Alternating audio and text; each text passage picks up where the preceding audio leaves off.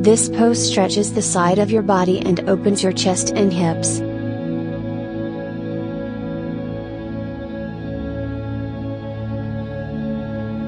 Start in a kneeling pose with your thighs vertical to the floor.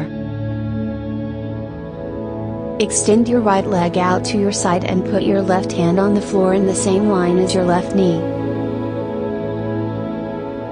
Reach your right arm overhead.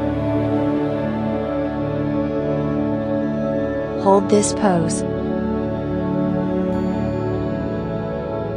Breathe regularly. Keep your pelvis neutral and stable.